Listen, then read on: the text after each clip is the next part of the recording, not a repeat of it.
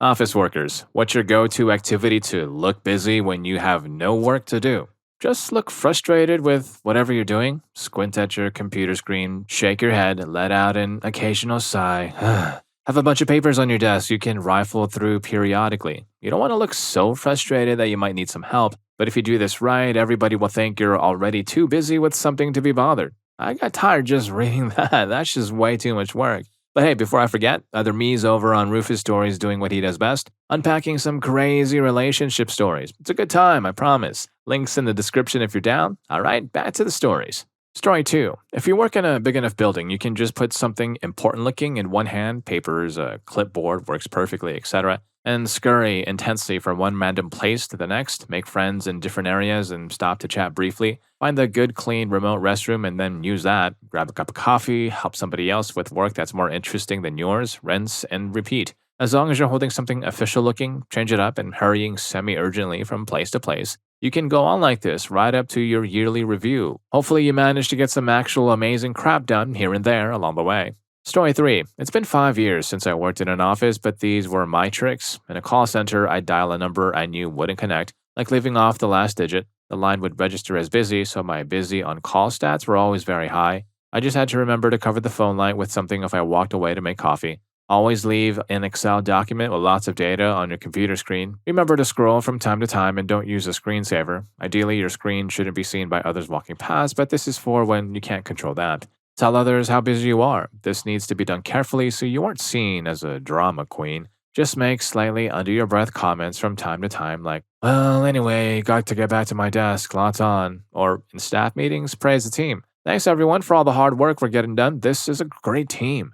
Always carry documents with you when walking around the office. A folder or just any papers will do. It's great for going to chat with a coworker. From afar, if you're seen holding papers, you look busy and it must be about work, right? Thinking about that last point, walk with purpose. Walk slightly faster than normal from point A to point B. Stay 5 minutes later than others when leaving for the day. Come to work 5 minutes before they do. Leave empty coffee mugs on your desk in the morning and make a new one. But have one with dregs as a spare prop so it looks like you've been in for ages. I'm having a bit too much fun with this, lol. Story 4. About 2 years into my first office job, I really started digging into the various reports we had access to. I found a really obscure one, the type that was probably built for one specific project, but they left it up anyway. Well, I found out it would actually give me all the updated numbers for my categories daily as opposed to either at the beginning of the week or having to run a bunch of reports when I needed them. I didn't really need this every day, and it had a lot of excess I didn't need, but whatever. This report took about 5 minutes to run, but for some reason it basically locked up all the resources on the computer and I couldn't do anything else. We used AutoHotkey for a lot of functions, so I set up a quick script to hit F5 every 90 seconds. This would restart the report without having to re-enter the parameters. I set it up to do that enough times for 30 minutes and combined with sitting with my back to the door and getting good at napping upright with my hands on the mouse and keyboard, I got some really nice 30-minute naps in the morning while looking busy running this report that took a while to run and was, quote, prone to crashing and restarting. Story 5. I'll sit at my desk for 15 minutes, then walk to the file cabinet room. I'll pull out a random file, make 3 copies, and then walk through the hall so everyone sees me with paperwork in my hand. I'll slip out the side door, go to my truck, and take a 30-minute nap. I'll walk back through the hallway with my paperwork, shred it, and go back to my desk. If anybody asks, I'll just tell them I'm cleaning up paperwork before the end of the billing cycle. I can repeat this all day long if I need to. Story 6. I click back on InDesign and also on the project request for my dual screen monitor. I'm a graphic designer for a university's marketing department and have my own sectioned off office cubicle where no one can see what I'm doing. I learned a long time ago to work fast and then take a break to periodically revisit stuff so I can critique the idea and make it better. Oftentimes, the first draft is very well planned and thought out because of this, and it's usually approved after a few edits. The occasional redesign is based on clients having an idea or theme for an event that they did not discuss in their request. The majority of my day involves designing, listening to, or being involved in an occasional discussion among coworkers, listening to podcasts, radio, or comedy, watching movies or anime, and writing out ideas for improving and or changing with the times. I get a lot of work done and have been told several times how fast I work. No one knows I work like this, and many who figured it out at old jobs never understood how I could be so effective with all the visual and sound distractions. The truth is, I have ADHD, and on my worst days, I can only get work done by having multiple things to focus on. On a good day, I'll be focused on my work, and then suddenly 5 projects are nearing completion on the same day. Side note, college was extremely easy because of this.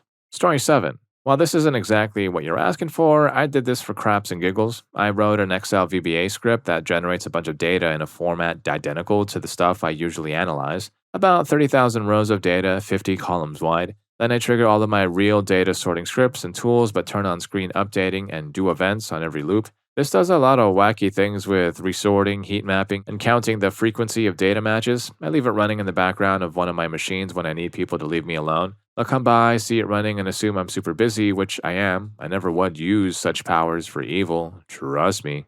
Story 8. When I was first hired as a programmer, I legitimately didn't have any work for about a month. It was ticketing work, and I had to wait to be trained on the systems before I was allowed to touch them. I ended up writing a batch program that just spit out a wall of text. Every once in a while, I would write processing on a new line and then write a random number of periods after it. Then it would keep spitting out garbage logs. Every so often, I'd make it throw an ORA error, just copied from Stack Overflow in red font. Other times, it would write process complete in bright green and then stop. These actions were randomized. I would let that thing run forever on one of my monitors and then Google the ORA error message when it popped up. I just felt really bad because I was in a dev pool and legitimately had no work even when I asked for it.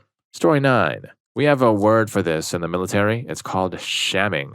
The length some of us will go to just avoid doing legitimate work or being assigned busy work is truly remarkable. The strategy I always had the most success with was just to always have a stack of papers or a training manual on hand. Put a frustrated look on your face and speed walk to different rooms of the armory while holding on to your stack of papers. Nobody's going to ask any questions. They'll assume you're just doing something important. I'm willing to bet that I spent at least a fifth of my time in the army doing things like this. It's kind of amazing the lengths we'll go to just do the least amount of work possible. Story 10. When I was working an hourly job and had to log my work on a timesheet, there were times when there was nothing to do. During those times, I would read, study, or learn new things that we could be doing or might be doing soon. At first, I didn't log it because nobody had told me to, but when the owner stopped by to ask why I had so few hours logged, even though I was there all day, every day, he asked me what I was doing. I showed him and he told me to log it all as research time, so I got paid for it. A lot of the stuff I was learning how to do was new work that we could bill our customers for, and the higher-ups loved that. In the end, most of it turned out to be not worth the time. It sounded good in theory, but was useless in reality. It did, however, get us sales and customers who were happy to pay for that nonsense. It also gave me something to do, although by then I'd realized it was kind of stupid. Other than that one job, I've never been at a place where there was nothing to do. There's always too much to do. Story 11. I legitimately couldn't log in for a while. Somehow, the government furloughed everyone in the area except the interns, and I couldn't get into my computer. I did my due diligence and called my boss at home. We were cool, and he was like, screw it, if you're getting paid and I'm not even supposed to be in the building, you do you. I wasn't a total piece of crap. I did some of my work on my laptop that should have already been done, but it was hard to run timing tests on a personal MacBook against a government server. So I got a lot of Civilization 5 achievements done and ate a ton of Chipotle. Story 12. I scrolled through something just mindless enough to keep a part of my attention on whether someone is going to walk behind me and see my screen, like Reddit, Facebook. I enjoy the recipe videos that don't need sound, or Instagram. I have 2 Chrome windows open, one for non-work stuff and one for work. That way, if someone walks behind me, I can quickly hide the non-work window. Before I got my second monitor and my desk was moved to a more private spot, I would have the company's social page open and just chat with someone in the Facebook chat at the bottom. My boss would have Gmail open and talk to his wife all day in a little Hangouts window in the corner. Story 13. This doesn't exactly fit, but when I was younger and still involved in my church's youth ministry, the youth pastor had a very easy method of looking busy when we were setting up for the fall festival. At this event, we would have inflatable bouncy castles and slides all run by generators, so a lot of extension cords were required. The youth pastor would get a long extension cord that is already rolled up and carry it over his shoulder while walking around the lot. He would do this for hours, usually until the event started. Then he would take it back to a supply closet in the church somewhere and go enjoy the festival. Story 14. When I was in the military, we would be put on kitchen duty about once a week, which mostly involved doing all the cleaning the chefs didn't want to do. There were usually too many of us and not enough people to take command, so they would just supervise from afar. My go-to move would be to just hold the mop and run it back and forth in the same spot so that from a distance it would look like I was cleaning. My friend, who is by far the funniest guy I know, had a trick where he would just open a garbage bag and wave it and keep on waving it. Needless to say, we looked like we were doing a real good job. Story 15. When I had an office job, I would open Excel and adjust the cells so they were square. Then I draw pixelated pictures by changing the colors of the cells and looking at images of video game characters that I had pasted into Excel. I drew Mario, Luigi, Sonic, Dr. Robotnik, and Jeep from the Sega Genesis Jurassic Park video game. I figured that since I faced the opening of my cubicle, if anyone looked, it would just appear to be a bunch of random colored squares in Excel. Now, my job is less desk based, so I can just walk around if I need to look busy. Story 16. This isn't an actual looking busy trick, but for a while I worked as an IT support tech. You wouldn't believe the number of people who thought my Star Trek computer screensaver was me doing something. One day, the big boss came in with suits from head office while my computer had been left to idle. The boss stood at my PC with one of them for a minute or so, then turned to me and said, "Wow, incredible. That looks really interesting. What is your computer working on? Looks quite complex and important." Story 17. One is to put on a training video for software that we're swapping to in about a year. On my other monitor, I'll browse Reddit and play Path of Building (POB). Another method is to keep my SQL tool and an Excel sheet open on one side of my dual monitors while the other monitor is obscured with Reddit and POB. I'll occasionally run a query, lean back, and sigh. If anybody asks, I'll just say, "Getting closer, these tables do not like to play along." Nobody at my work knows SQL except for me, so I can just use this on anyone. My coworker doesn't care if I'm messing around because she knows the work is done if I'm goofing off. Story 18. I don't work in an office, but I do work in watch repairs at a jewelry store. If there's nothing to do, I break a $20 digital and sometimes analog watch and blame it on a negligent customer who dropped it while looking at it. I then try to fix them to keep myself busy. One of the three store owners comes from a watchmaking family somewhere in Europe, so he doesn't care about the loss of $20. We have many watches over the $18,000 retail price that he can easily sell. He just doesn't care. The man has money he can throw away like it's nothing. Bless his bright but careless soul. Story 19. When I worked at an office, I didn't really need to look busy because I either had a lot of work to do or my supervisors would tell me, "We don't have much for today, so do something you like." During those times, I would read books, draw something, or ask others if they needed assistance. The general philosophy of the company was to be creative and productive rather than just occupied, so they let everyone take breaks whenever needed as long as they were punctual. I was also the youngest, so I guess they were a little soft on me. Story 20. I always keep an editing file handy and just click over to it if anyone shows up. I'm practically on my own in that room, so it's easy to hear approaching steps and quickly look like I'm in the middle of something. I spent 4 hours yesterday messing around with my free trial of Ancestry.com and discovered some cool stuff. If anyone important came by, I stared intently at what I was editing at and clicked around a bit until they went away. Story 21. I have my own business now, so I'm on the other side of that now, but when I used to work for the man, I had a spreadsheet always open in the background with a bunch of BS numbers and complicated looking charts. If my boss, who was an idiot, came by, I would just tell him I was finishing up a regression analysis for a new algorithm I was working on. And my work did not involve regression analysis or algorithms. All right, throwing some big words around, to make it look important. Nice, nice.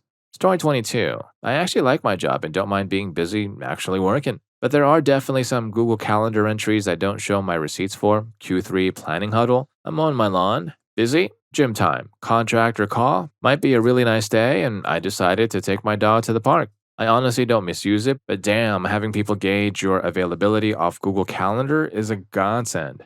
Story 23. I was an unpaid intern for 6 months in the early 2000s, filed a few papers, but had absolutely nothing to do with the other 38 hours a week. No internet access from the office computers and pre-smartphones. I read every single page of the company intranet multiple times. I read random manuals, would walk down the hallways. It was pretty terrible. Paid off, though, as I breezed through a competitive interview a year later when I was ready for a full-time job.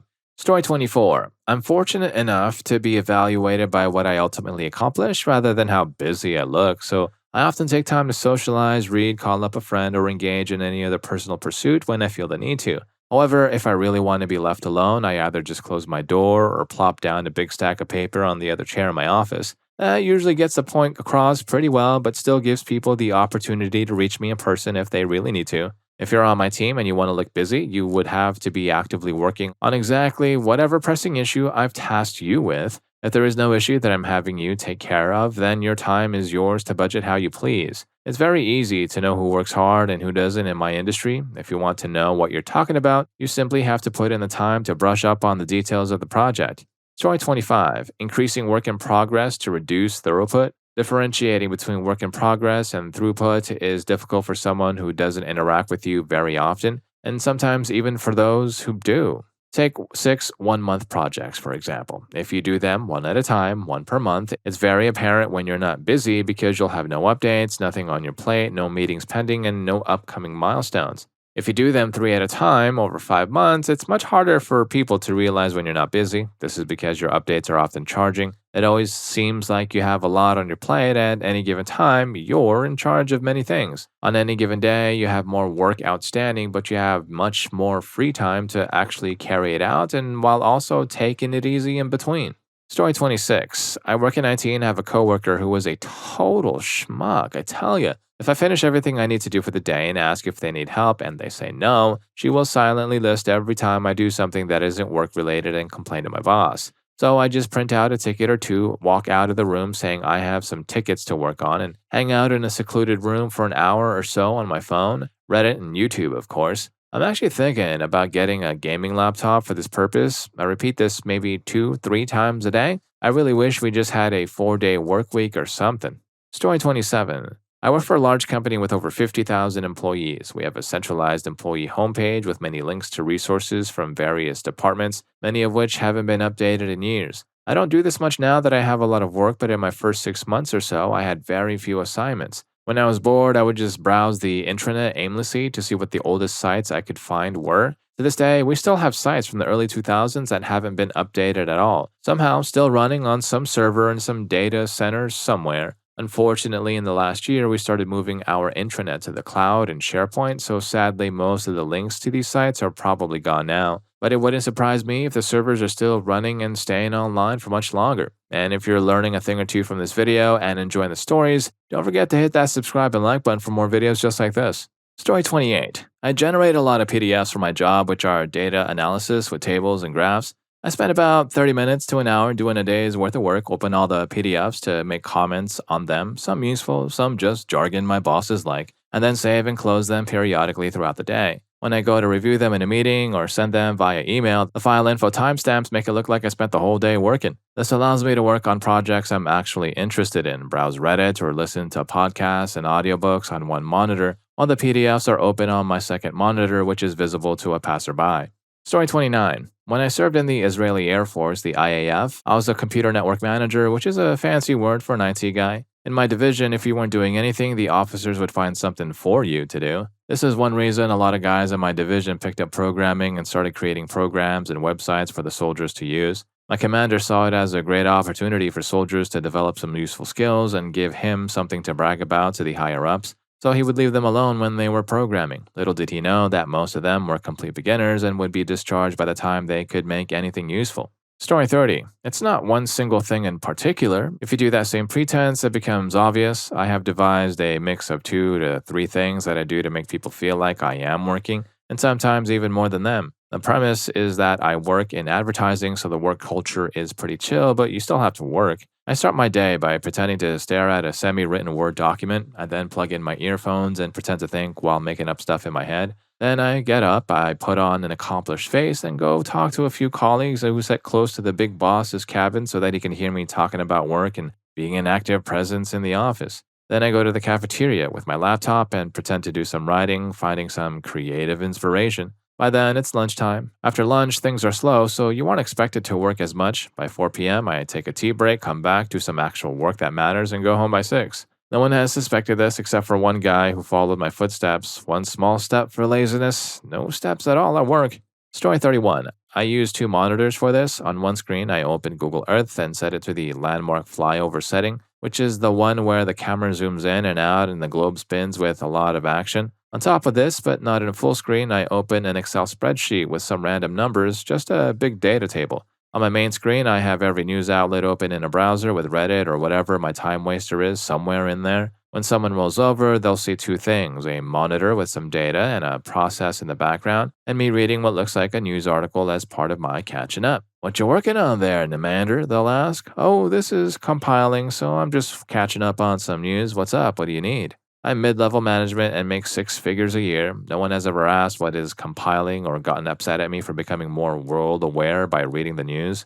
Story 32. This is more school-related, but I think it fits the question. Back in high school, if you didn't have 32 hours of class per week, you had to spend extra time doing homework in the school library. The hours you spent were closely monitored and you weren't allowed to use your phone or laptop for anything non school related. Before going to the library, I copied a Sudoku puzzle from the internet into my math notebook to solve it while I was there. People thought I was just doing math, and I even ended up logging more hours than I was supposed to.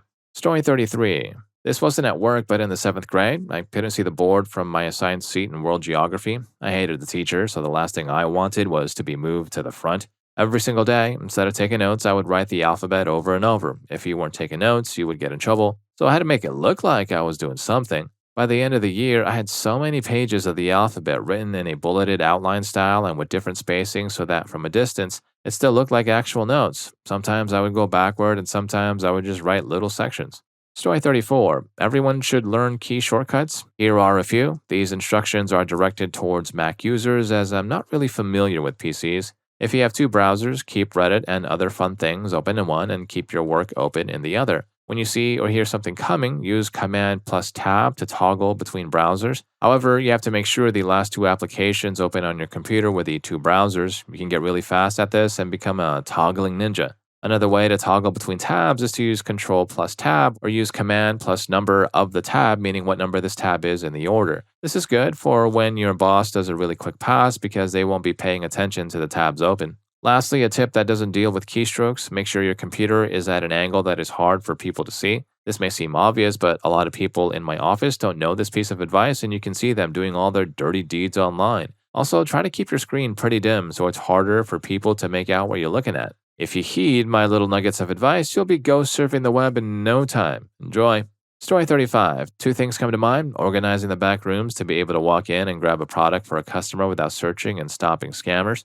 My favorite pastime was winning against a quick change artist. I would let them play their game, keeping a mental tally of where everything was. Then at the opportune moment, I'd say, "Oh my god, I'm so confused," and slam my register drawer shut. I'd apologize to the quick change artist and say, "I had to count my drawer. I think I gave you the wrong change. Please wait here. I'll be right back." I'd call my manager over and disappear to the back to count the money with a witness. Comically, the quick change artist never stuck around for me to count. 99% of the time, my drawer was spot on afterward. The one time it wasn't, it was a repeat quick change artist who had scammed a coworker out of $40. Needless to say, I evened the score. Story 36. Honestly, I'm not trying to be snarky here, but I just work. I work in a large bookstore chain, and there's always something to do. There are always books to shelve properly, customers to help, orders to pick up, and stacks of books to keep in order so customers can find what they're looking for more easily. Some of my coworkers don't have that attitude though. They find themselves really bored and time never seems to move forward for them. A lot of the younger cashiers just stand there waiting for a customer to come up and do nothing, saying there's nothing to do. I could list 5 things off the top of my head that they could be doing while waiting for a customer. I have been in retail for over 15 years. There are days where it seems like time is crawling, but I still always have something to do. Don't get trapped in the mindset of, "Oh well, I finished my task, now I just have to wait out the clock until my shift is done." No, do something. Go ask your manager if there's something else that needs to be done. You can even do general things like wiping counters and sweeping. If you stand around waiting for your day to be over, it will never be over. Story 37. When I was a manager, we had to send out end of day reports that basically just explained what happened throughout the day to give context to our sales numbers. Most people wrote 2 sentences and moved on, but I would spend all my downtime and my lunch break working on mine. Sometimes I would make it a Beyonce themed and use a bunch of her song titles. One time I did a The Room theme one and used a bunch of classic lines from the movie. The best, in my opinion, was when I took the entire Pepe Sylvia monologue and made it about our Groupon, which was the hot topic of the day. I also rewrote the Gettysburg Address because it was the anniversary. I had a lot of fun working on those, and I did make them relevant to what actually happened in the store. I was just trying to make the most mundane part of the day entertaining. Story 38. My favorite thing was passive-aggressively doing everything under my job description. I would use long strides, obsessive 360-degree scans of the store, and pull out bin after bin of clothes to refill. My managers would notice this and pull me aside, saying they appreciated the amount of work being done, but that I was creating a hostile work environment. But as far as I could tell, everyone else picked up the pace because I was able to stealthily and actively delegate duties to the other associates who were moving at a snail's pace. By the time I would get confronted, it was already 3/4 of the way through my shift, and I had the whole store being more productive. So when I came in the next morning, I could relax and stand around with my coffee, something I couldn't normally do unless things had already been taken care of. 2 birds, 1 stone, and yes, the smell of that store is permanently sealed into the inside of my nostrils. Story 39. I used to work in the stock room in charge of dispatch for a wholesale hair and beauty supply company that catered to all the high end hair salons and beauticians. As a natural result of my position, I gained superior product knowledge over the salespeople who worked on the floor. I knew every detail about every product that was stocked and was in constant communication with our high end customers for their emergency deliveries and last minute demands that only I could take care of. During the midday lunch period, we were open to the public and I was required to help out with sales. I basically sold every woman the best product for their specific needs because I knew my stuff. The sales team hated me. Which leads me back to your question. When I wasn't busy, I was calling our clients to check on everything. This naturally led to friendly conversations and appreciation. This is a form of networking. You can either read a book when you're bored or you can be remembered and respected and go places. Story 40. I browse Reddit on my phone. My bosses don't care what I do as long as I get my work done. If you work somewhere more strict, you can pass the time by being really good at your job. When I was in those scenarios and had a long time to do easy work, I would just take my time. If you're at a register and have no customers, clean and organizes things in your lane. If you work on the store floor, just make sure you're doing the best job you can. It doesn't matter if it's just a retail job, take pride in your work. But if you do work somewhere that's really laid back, just play on your phone on the toilet or something. Story 41. I work from 6 a.m. to 2 p.m. The time between 9 and 11 a.m. always drags, but we get nice old people who don't have a lot of interaction, so they always stop for a chat. We also have a lot of tourists since it's a central location, which gives us a great opportunity to waste some time talking. In my job, we have a whole library of online training. I've gotten into a habit of adding at least a couple of modules every week, if not only waste time, but also makes me a more valuable member of the staff. Story 42. I would do a mix of things since it was a tiny store that usually only had one person per shift. On busy days, I kept to helping customers while keeping my eyes off the clock. If it was a slow day, I'd just take my time with whatever needed to be done. If I was lucky and I had someone else working with me, we would take turns on the floor while the other person sat in the back and relaxed. But if there was paperwork or emails that needed to go out, I gladly took that job and put on some music while I worked. When there were days that we had nothing to do, we tended to either talk to each other or section ourselves off and have our own me time. This happened a lot during the winter since the store was an outdoor mall that only got busy in December. Story 43. My current job is 10 times more boring and I hate being stuck behind a desk. If I could go back to retail for the same pay, though, lol, I'd do it right now. Here's how I pass the time. I spent a lot of time daydreaming about what I'd do if a certain person came in, holidays I'd like to go on, my novel getting published and winning awards. There was a constant second life going on in my head. I also did disaster planning, like what I'd do if there was a fire, a zombie attack, or if I had to live in the shop. I talked to customers. Not all of them were annoying. I talked to my colleagues. I took a cheeky break in the back. I saw how much I could lift or how fast I could do things. Story 44. I worked at Walmart for almost 8.5 years, 5 of them in the electronics department. At first, I was just learning what everything was and how things worked. I had no idea Verizon and AT&T had different cell towers or what the refresh rate on an HD TV was. You pretty much have to know everything about every appliance, and they had training courses on a terminal at the counter for you to learn. Those took up a lot of time. On top of that, we had general training courses called CVLs that we had to take in the computer room. You had to do a certain amount in 1 month or get pulled into the office, and then your whole day was spent catching up on them. Other tasks included organizing DVDs and Blu-rays, making sure items were spider wrapped so they didn't get stolen, setting up prepaid cell phones, doing phone contracts, testing return TVs and Blu-ray players, and putting various movies on display TVs. I think I watched The Dark Knight Rises, Avatar, Toy Story 3, Up, The Hobbit, Tangled, and Avengers at least 100 times each. Then I got my first iPhone, and that made bathroom breaks the best part of my day. Story 45. I've worked in retail for a few years, and at my most recent and most boring job, I was a grocery stocker. Nobody ever really checked on me, and there was nowhere near enough work to justify me being there for more than 8 hours. I would find stuff to do, but it was never enough for me to really put my head down and work to pass the time. As a way to get through my long shifts faster, I would keep track of the time on my phone. Every hour, on the hour, I would allow myself a 10-minute break in the bathroom stall in the break room. Nobody was ever in the break room or that specific bathroom, so it was easy. I would go on Reddit, text my friends, or go on social media for 10 minutes and then leave. It really helped break the shift up and made it feel more manageable. It was a bonus if I stayed on the floor for more than an hour because then I got to take my breaks closer together. If you can pull this off at your job, I definitely recommend it.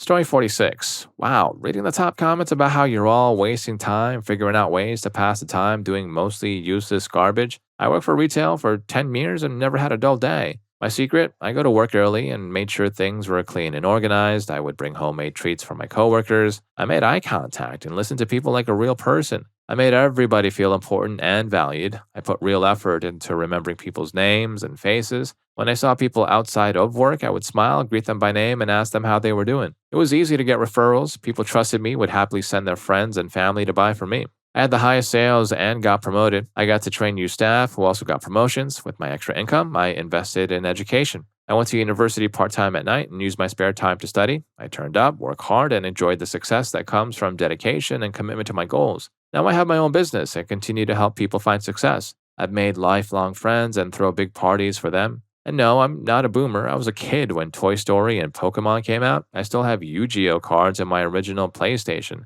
I didn't have rich parents and started working on my first job when I was 6. I became an emancipated youth at 16 and graduated high school early so I could move out and live my life how I wanted. Don't waste your time. Instead, use it to improve your own life and the lives of those around you. You'll find that time goes faster when you do. You can't be bored when you're busy.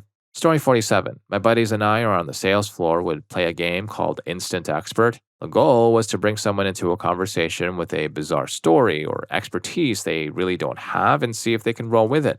For example, my buddy and I would be loading a customer's car, and I would ask him if he got that Coca-Cola clock he had his eye on for his collection of Coca-Cola memorabilia. The key to the game is that you can't just give basic answers like, yeah, I got it, or no, I didn't. You have to own the story and expand on it. In this specific case, the customer was also a Coca-Cola collector and started asking my buddy questions about his collection. My buddy rolled with it until some really specific stuff came up. Then he bailed on the conversation by saying he had inherited the collection from his uncle and had only gotten into it in the past year, so he wasn't as knowledgeable as he would like to be. This was a perfect execution of the game and an acceptable way out of it if there was too much heat. It was fun to play and relatively harmless.